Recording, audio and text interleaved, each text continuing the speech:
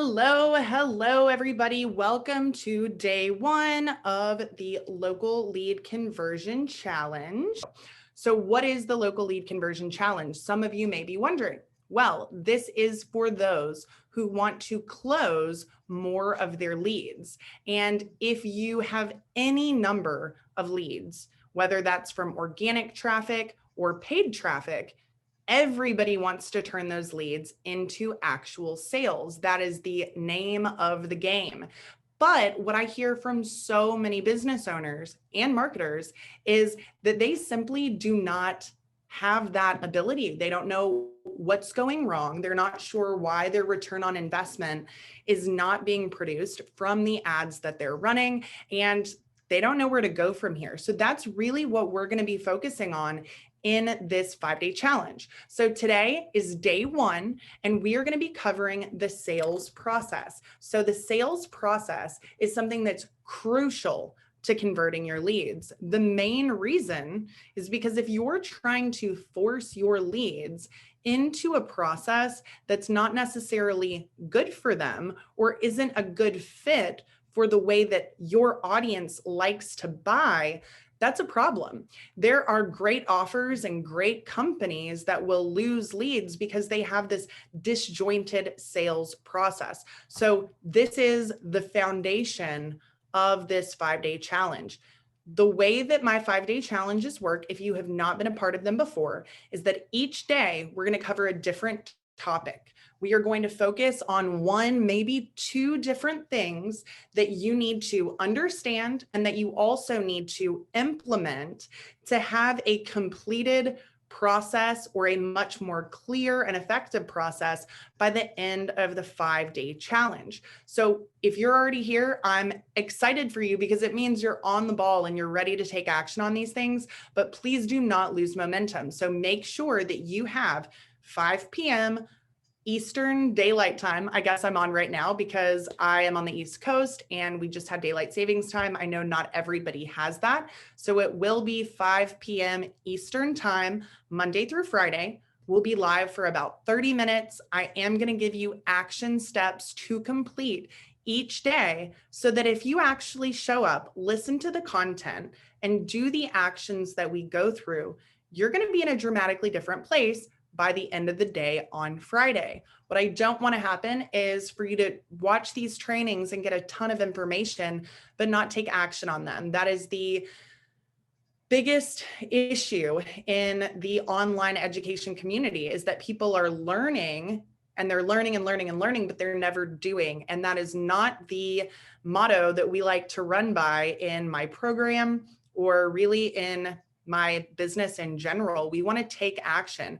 Knowledge without implementation is essentially useless. So don't spend the time learning and fail to spend the time implementing. So that is my challenge to you during this challenge, to make sure you actually take an hour a day to put in the work. You know, this is 5 days. You can do it, whether you have to wake up early or stay up an extra hour, or just find some time during the day that you would have been on social media or checking email, and make it a priority to go through these steps. So I have an agency. Most of you guys already know that. I work with local businesses directly, but I also have a mentorship program that is local business owners and local agency owners. I hear this issue from both sides of the equation. So virtually every agency client we've ever worked with has always said, well, you know, we've tried online marketing in the past, and they either say they never got any leads at all, or yeah, we got some leads, but we never got any clients out of it, so it didn't work. Well, the truth is that getting leads, yes, that's important. That's step one of the process. And quality leads is something that we're going to cover throughout this challenge as well. But if those leads do not turn into sales, it's not very valuable to a business owner. And that's something that a lot of marketers struggle with too, because they want to do the best possible job that they can for their clients. Virtually every marketer I know, especially those that work with local business owners, they care a lot about helping them and they want to do everything they can to help them, but they're simply falling short when it comes to helping them produce a real tangible return on investment from their ad spend. So if you're a marketer and you're listening to this, getting the lead is not the end of your job. It is a big part of your job, but you want to do everything you can to help your clients close those leads.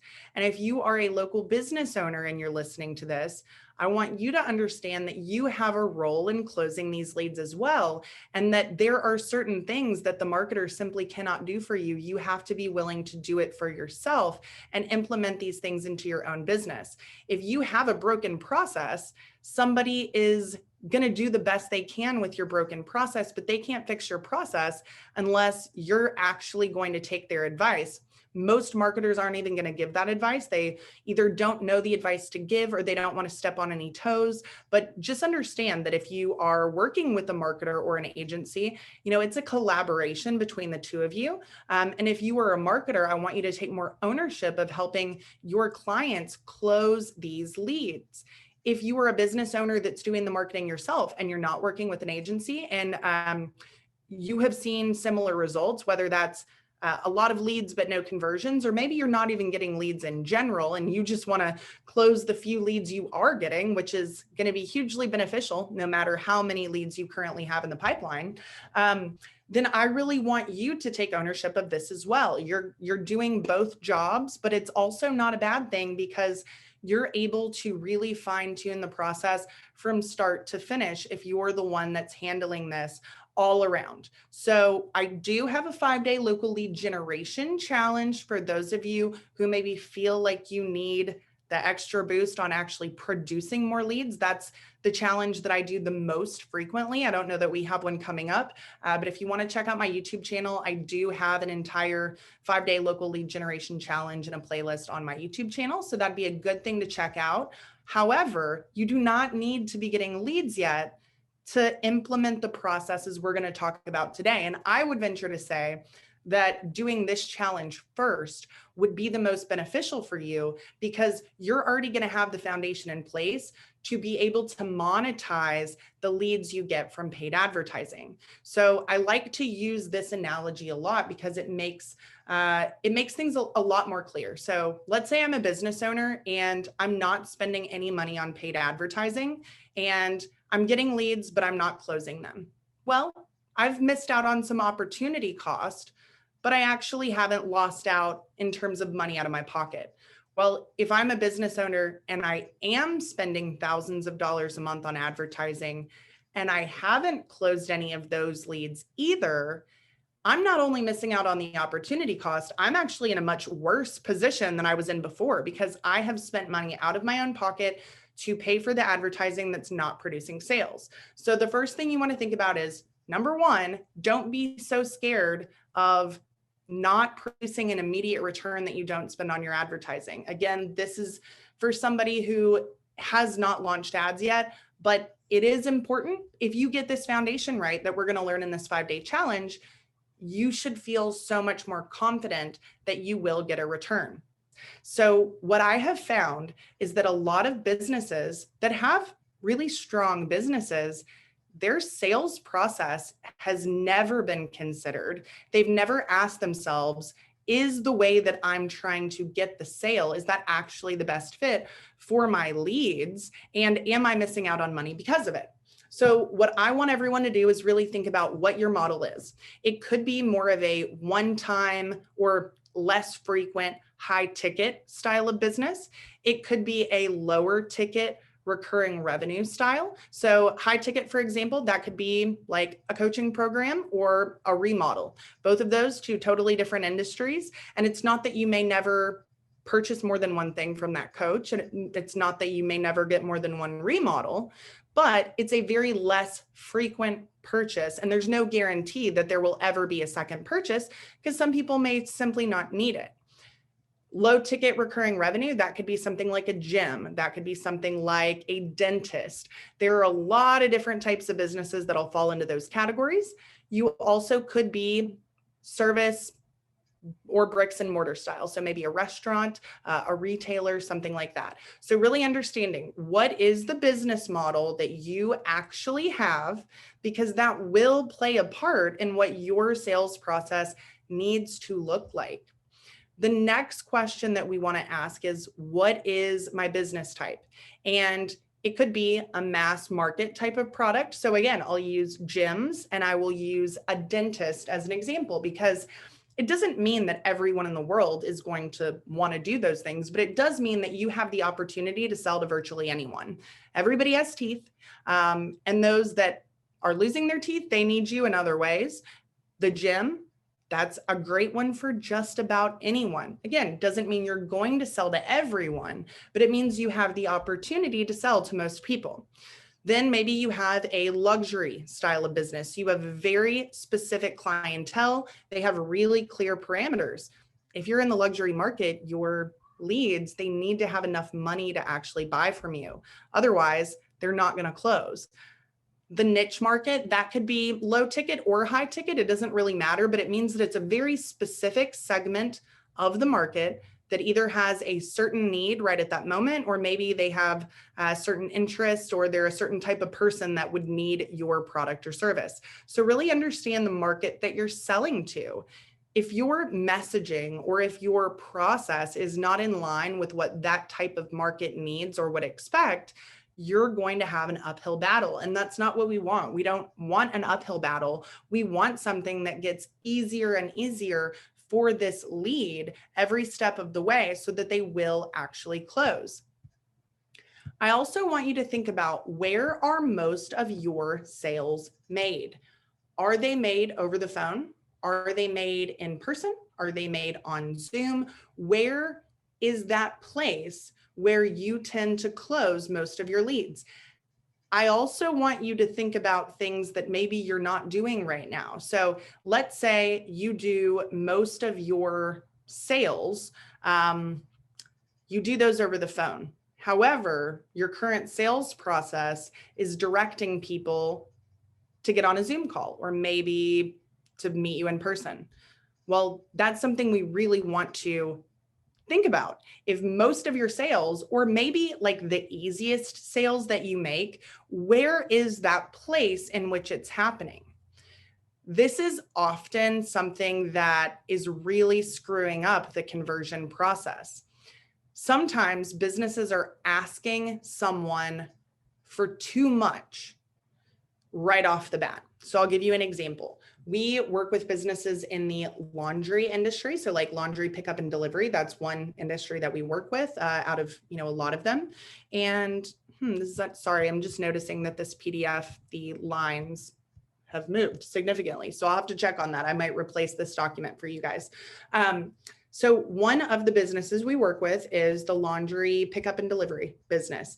And when I first started working with businesses in this industry, I noticed that they had something that was a little bit unusual for a business like theirs, which was a completely back-end software for people to be able to create an account, go ahead and pay for their laundry, schedule their pickup and their delivery and all of that good stuff.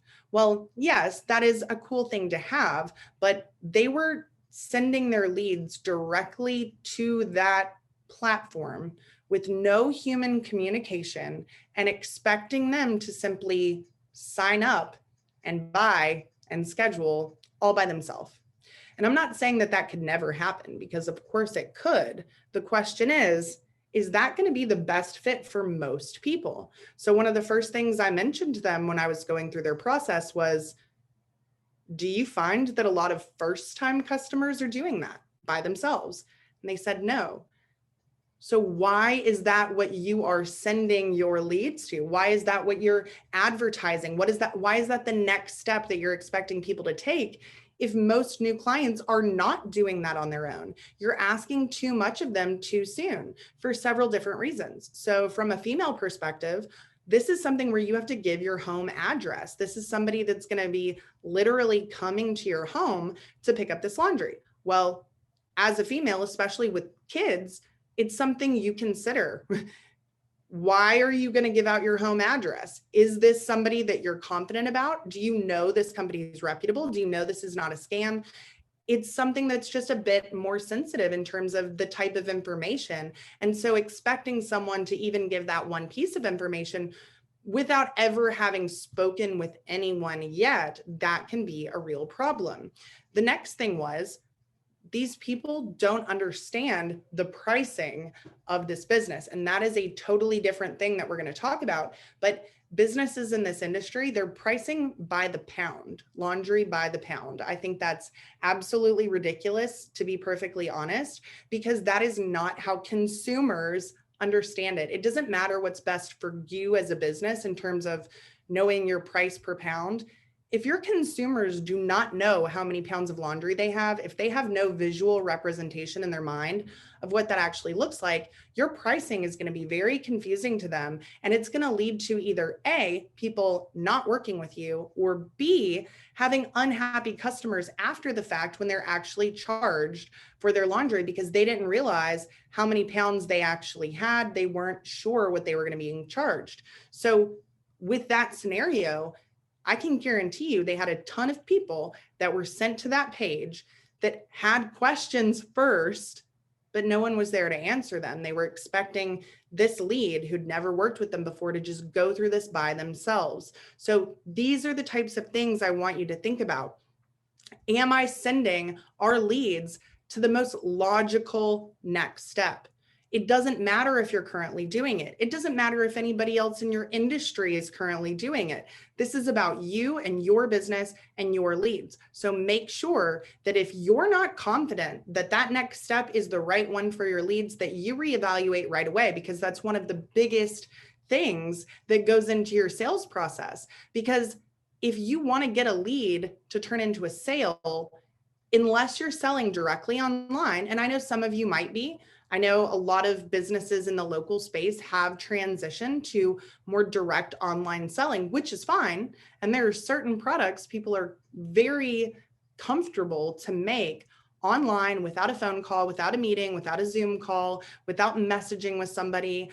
However, that's not the case for all of them. So make sure you don't just make assumptions about what your audience is going to be willing to do. Make sure you really test this, and don't be afraid to ask people that didn't close. Maybe ask people that did close. What was it about the sales process that made you feel comfortable? And really get that first person feedback that won't be based on assumptions. It'll be based on real evidence. And that's what we want to do throughout all of these different steps this week. We want to look at real numbers, real data, real statistics. Don't make assumptions.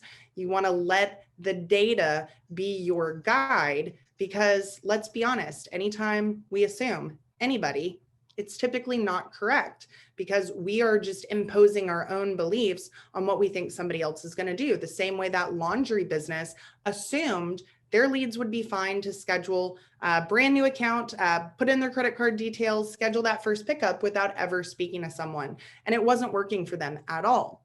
So in that scenario, we transitioned that business to have their next step be what we call the account activation call. They had never done call scheduling. They had never done text message marketing. They had never really focused on the phone portion of the business. They had a bricks and mortar laundromat where people could just come in, which is a totally different ballgame. These people, that point of purchase is coming in. You've got to get them in the door. So that's another thing, that if you're a retail type of business, what's your business model? If you're retail, if you are a restaurant and you need people to get in the door, that clearly has to be your next step for somebody, unless it's a little bit unique. But overall, that's going to be the case. So we did this account activation call where once somebody opted in for this special offer for new clients, they needed to schedule an account activation call, or they could go ahead and call in. We were tracking those call-ins. We also would make sure that they were getting the ability to schedule that call after the fact through text message. But so many people scheduled that 15-minute account activation call where they were speaking to the person at the front desk. She was setting up that same account for them on that same portal that they were originally sending clients to or leads to on their own. She was just pulling it up and filling in all their information for them so that they would have that account and so that they could do it themselves next time. But she was not expecting them to do it all the first time. It also gave them the opportunity to make sure they fully understood the process, that they could review the pricing, that they could get any other questions they had answered, such as their location. Maybe they aren't sure if they're actually in the service area and they don't want to go ahead and schedule that and pay for that and put in their card details until they're confident. So this changed just about everything for them. No one else in their industry was doing this. And it goes to show that if you just try and follow what other people in your industry are doing, I mean, it's like the blind leading the blind sometimes. You think you're following people that are doing the right thing, but they're actually not. So stop worrying about what other people are doing. Think for yourself, for your own business, and based on what real leads are telling you.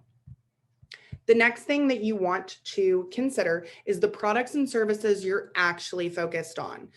If you are already doing paid advertising, you probably know that every offer, every product and service you want to focus on, it needs its own budget. And the more you try and spread yourself thin with the different offers that you have and the products and services that you're presenting, the more convoluted your messaging is going to become, but also the more expensive and complicated it can become to actually track those things. So I want everyone to really ask themselves, what is the main thing that I'm focused on? It doesn't matter if you have more than one product or service. We virtually all do. And that's something we'll talk about in a minute. But really get clear on what you feel like the best thing is to be presenting and to kind of build this process around, because two different services that you offer, two different products that you offer, they may not have the same sales process. So understand that before you start mapping this out. The next thing is, based on that product or service you just identified, what are the avatars that you want to focus on? So if you're not sure what an avatar is, definitely check out that 5-day local lead generation challenge I have on my YouTube channel. I think it's probably day 1 or day 2. And this is the buyer persona. This is the demographics of the people that you're trying to sell to, but more than just surface level demographics. This is really trying to get inside the head of the people you sell to. So for instance, no one had ever done avatars for the laundry business. If they had, they would know that my avatar was that 30-year-old female with a young child who was very hesitant about giving out their personal address to people that they didn't know much about. Not just me, but lots of different females are going to feel that way. That would have been something that should have guided their sales process, because it's like 75% of their customer base. So when you have a certain type of person that's buying from you most consistently, you really need to dig in and ask yourself, what is it that they truly want and need? And am I giving them the process that's going to feel most comfortable, most natural, most logical to them? So get clear on those avatars. The avatar really needs to relate to that main product or service that you want to focus this on. Once we get through everything, you can very easily replicate everything that we're doing this week for any other product or service that you have. But just like setting up a marketing system, I always encourage everyone to focus on one offer first. You do not want to try and do 5 times the work to get your first lead conversion system set up. So make it simple, focus on one thing, understand you can replicate this. The next thing that you'll want to do is understand those avatars that I just identified. What is the biggest reason they don't buy? What are the objections that we hear most frequently? If you don't know that information, that needs to be a very high priority for you. You need to ask your salespeople. You need to ask your customer service people. You need to check social media messages. Any communication platforms or avenues that you have with leads, you need to be checking those. This is why call recording and having all of your lead conversations centralized is so important. And this is something we're going to cover a lot more in depth this week, how to actually do things like that. But if I have to dig in 50 different places to try and find this information, it's a lot more likely that I'm not going to do it on a regular basis. So consolidating information into very specific places, it makes life easier, but it also makes your business more effective, because now you know exactly where you need to be looking for things. You know it's going to be easier, so you'll actually do it. You'll get the information about these objections, and then you can take that information and create solutions for these objections. So the objections are not always going to be about the process. Most of the time, they're not going to be obvious that they have anything to do with the process, but I can guarantee you that information from those objections is going to play a role in how you map this out. So let's say people are talking about something being too expensive, but it's not happening on a phone call. It's happening in Facebook Messenger or in text message or in email or something like that. The first thing I would say is, if you have a product that anyone would consider potentially too expensive, you don't need to be selling it through Messenger or through email or through text message. And I'm not saying there's not people that wouldn't buy it that way. There are, but 99% of them need to speak to somebody on the phone, on Zoom, in person. When you're selling high ticket, that is the way that you are going to be able to overcome objections, because when people are considering spending quite a bit of money with you, I mean, they want to feel confident. They also want to make sure that their needs are heard, that the best product or service for them is the one that they're actually buying. So that's what I mean between, that's not directly about your sales process, but it actually is. Because if there is something related to a price objection, the phone, Zoom, in person, it's really the only way to go. If there's anything complicated about it, if you have people say, I'm not sure how to schedule my pickup on this platform, well, that's a technical issue.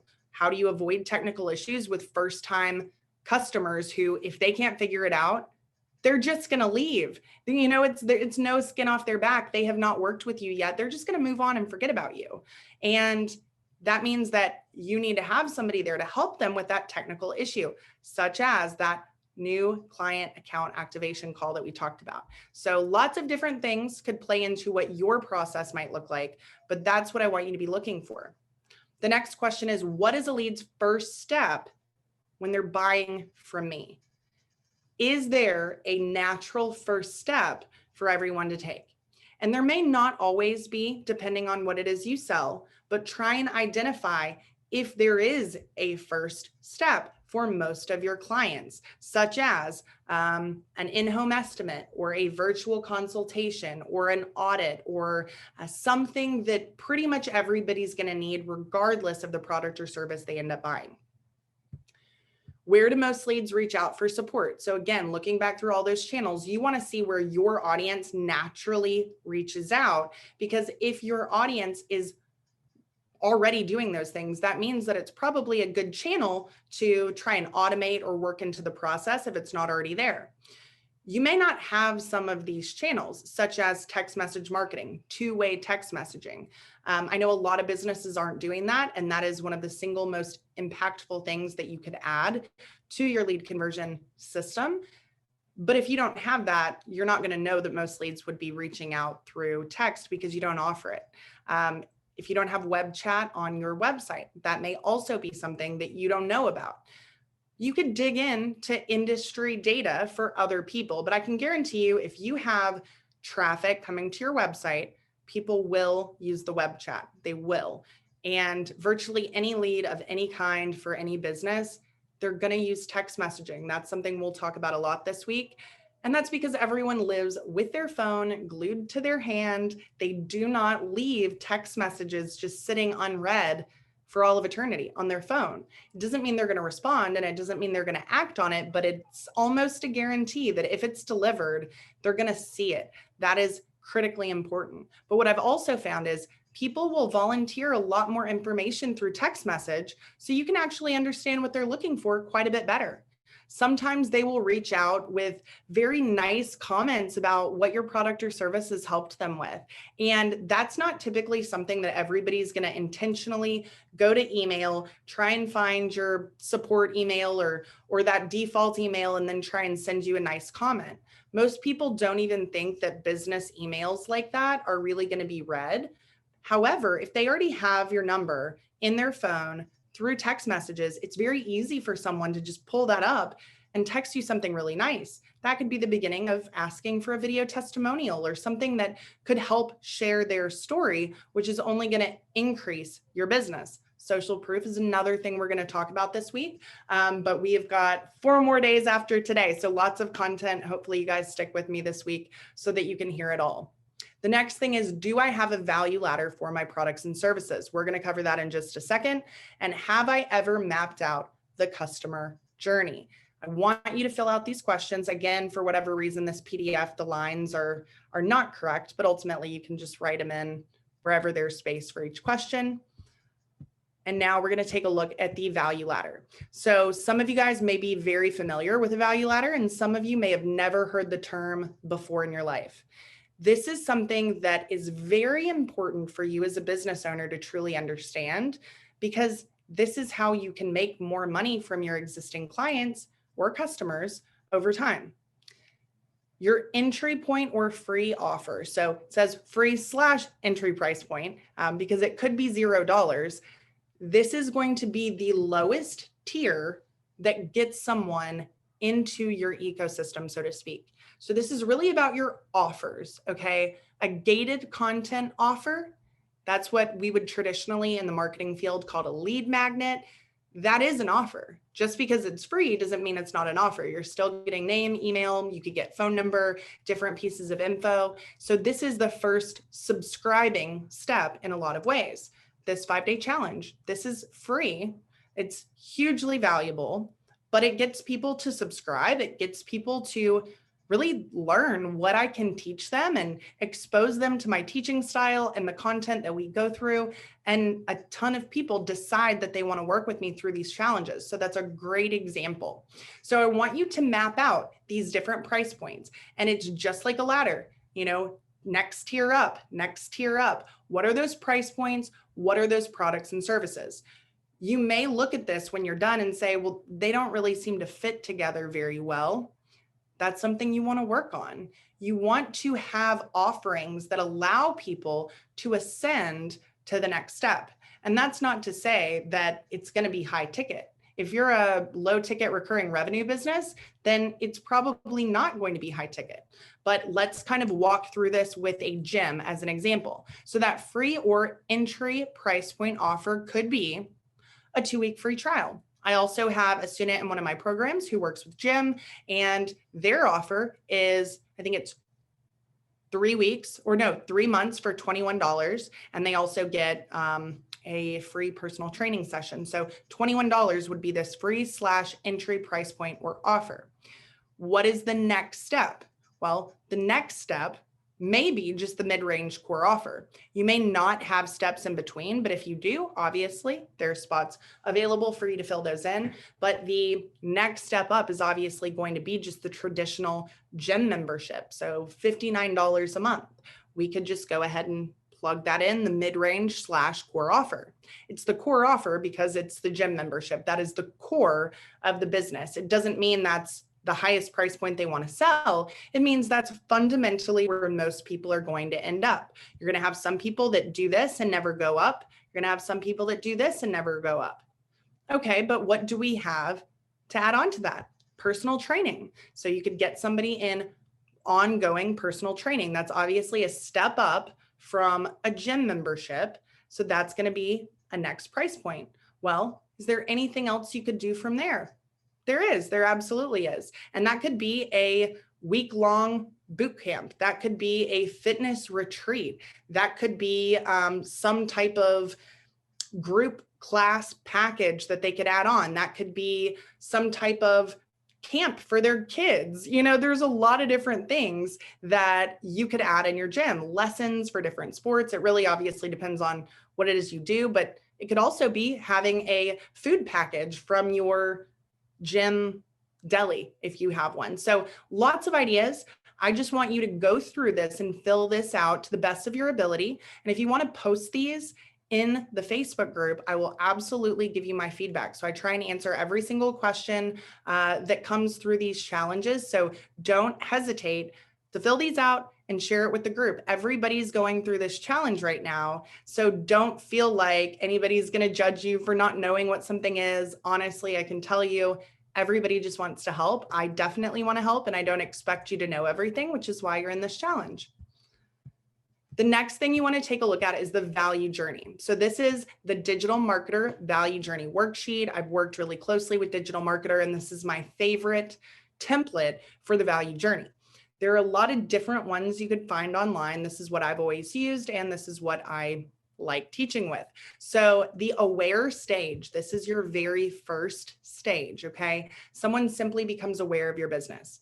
Part of this is going to tie into the local lead generation challenge and our ad strategy and all that good stuff, but we're not necessarily going to go through all of those details. We're just going to look at these steps, okay? Someone has to be aware of your business. Then they have to engage with you in some way. It could be online, it could be offline, it doesn't matter, but there has to be some point of engagement. The next step is to get them to subscribe. It doesn't mean they're subscribing to your newsletter. It means that you have their contact information. They have now opted in for something. And it could be that they simply opt in right before they're supposed to pay for that core offer, which is still an opt-in. But just really think about where those opportunities are within your business. You want to try and write down where these things take place in your business. After someone subscribes, the next step is going to be to convert. That doesn't mean they're converting for your highest price point offer. That's why we have that ladder. It doesn't mean they're going to convert on your lowest price point either. That's not always the only first step. So for instance, somebody working with my agency, it's one of the most expensive offerings I have. It's a much more serious financial investment, but somebody who needs agency services, they're probably not going to buy my organic growth quick start course. They don't need it. It's not right for where they are in their business. So even though I have those lower price point offerings, it doesn't mean someone has to actually go through that entire ladder. You want people who need to enter at the lower price point to have a path to ascend to. Otherwise, they're going to buy that one thing and they'll be like, well, I really loved that thing, but I don't have anything else to buy. I don't have anything else I can support that company with. So you want to make sure that you're really incorporating those things within this process, but conversions of any kind could be happening here. Well, let's say they don't convert. You can engage again. They can subscribe again to either a different offer or, some other type of product or service that you're promoting. Once you convert them, you want to excite them. Exciting can be as simple as sending a follow-up email that has a video in it. It also could be your specific product or service, something that someone gets in the mail and they're very excited about it. Maybe your packaging is awesome. Maybe you send a thank you card. I don't care what it is. You want people to actually like whatever it is you're selling to them. So just make sure you're delivering on that thing and that people are happy when they actually get it. Next step, this is your value ladder. So this is really going to be based on this last worksheet. You want people to ascend, knowing that they could ultimately buy that highest price point offering. With my coach, for example, I'd never purchased anything from him before I started working with him, but I didn't buy one of his, lower ticket groups. I didn't buy a course. I bought his highest level mastermind, and it's because it's what I needed. I don't care if he has lower price point things. A lower price point is not what everyone is looking for. It's what some people are looking for based on where they are, or based on what they feel they can afford, or maybe based on their risk level that they're comfortable with. But there are some people who know what they need, and if you can provide that thing to them, they're going to be willing to go ahead and buy that top dollar product or service right away.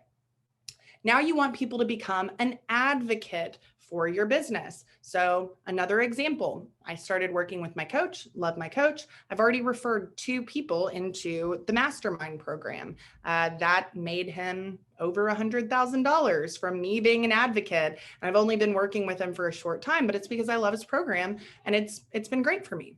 I've had lots of students and lots of clients refer our business. I mean, when you have people that are actively out there trying to support you and trying to encourage people to work with you because they love what you do and what you provide, there's simply nothing better than that. So the first thing is making sure you actually have something worthy of people advocating for. The second part of that is being a person they'd be willing to go to bat for. So I did this awesome clubhouse room last night, and it was all about relationship marketing. And it was so interesting to really walk through all these different relationships I've made throughout the course of my life and how they've helped me get where I am. And it's not that I didn't deserve the opportunities that were presented. It's not that I didn't work my butt off every day for I still am. But it's because I established real, genuine connections with people online and offline, and they liked who I was as a person. And they also loved what I did, but because they liked me and they trusted me and they knew that I was going to work my butt off for anybody that hires us or buys from me, they were willing to put their reputation on the line to refer me out. And it's been tremendous for my business. So make sure that the product and service is on point, but make relationships, genuinely engage with people. And even if you're not doing this on a personal basis, doing things like video content can be great because it shows people who you are on a much deeper level. You don't have to be all business all the time. You can talk about more personal things because everybody knows that that is how you get to know somebody. We're not all just one side. It's not all business all the time.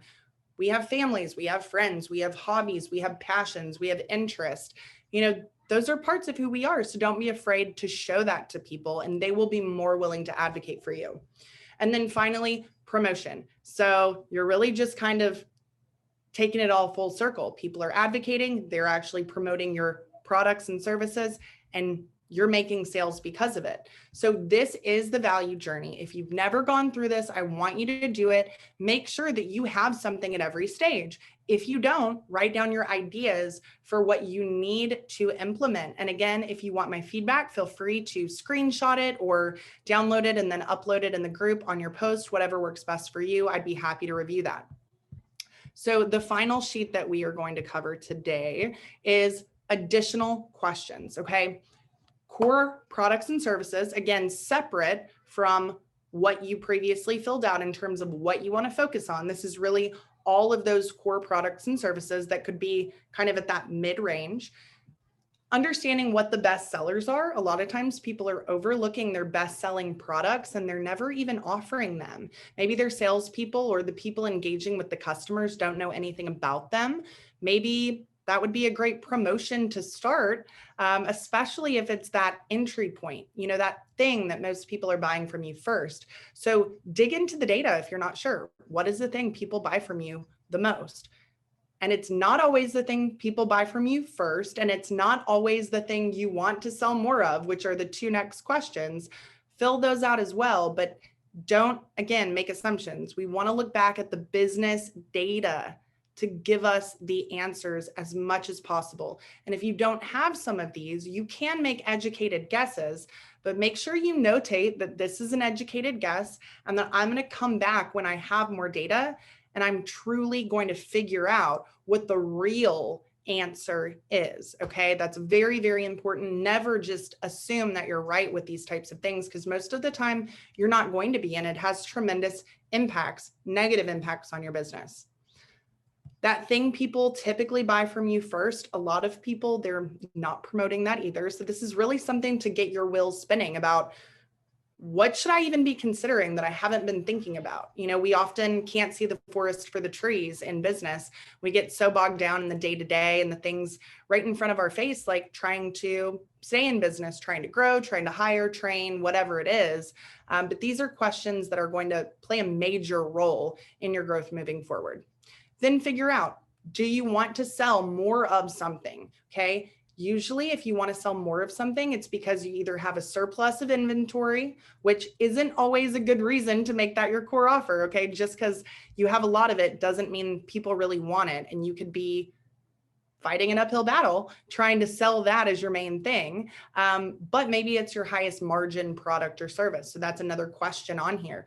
What is your highest margin? Because I talk to a lot of different businesses, and the highest ticket isn't always the highest margin. Sometimes the highest ticket is the highest ticket because it's more expensive for them and it takes a lot more of their time. So do they want to turn people down for those? No, but could there be something that they focus on that's faster and easier for them to sell that actually makes them more profit?